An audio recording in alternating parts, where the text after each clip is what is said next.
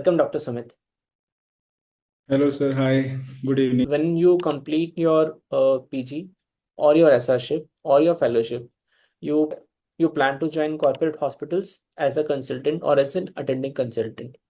So what is the salary which usually the beginners get, and for how much long duration do they have to work as an attending or an associate consultant before they get promoted as a consultant in corporate hospitals? From my own experience and beginning salary in tier one cities is one and a half to two lakhs per month, which is maximum what I have seen in be it Max Hospital or Apollo or BLK or any other hospital.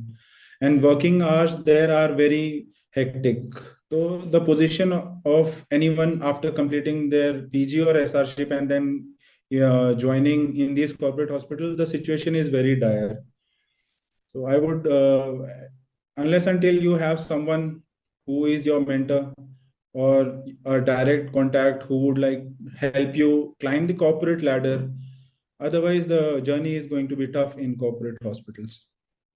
That also means, anyone who is applying for the post of attending or associate consultant, and even if the person works for 2, 3, or maybe 4 or 5 years, there is no guarantee that that person would be promoted Yes, as sir. a consultant in the corporate hospital. Absolutely, sir.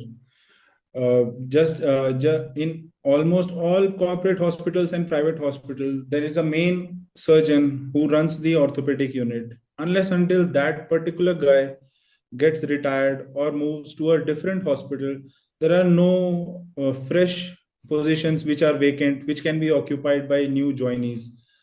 In that case, a new joinee who has joined as an visiting or an attending consultant in a corporate hospital, he has to work for very uncertain amount of years. So that is a very uncertain future.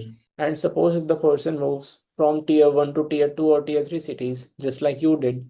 So what is the benefit in doing so? And how does that change the whole monetary compensation that you get for your work? For example, in my case, I after completing my PG and my SRship, I had ample amount of experiences. I did the pay was also not good in tier one cities.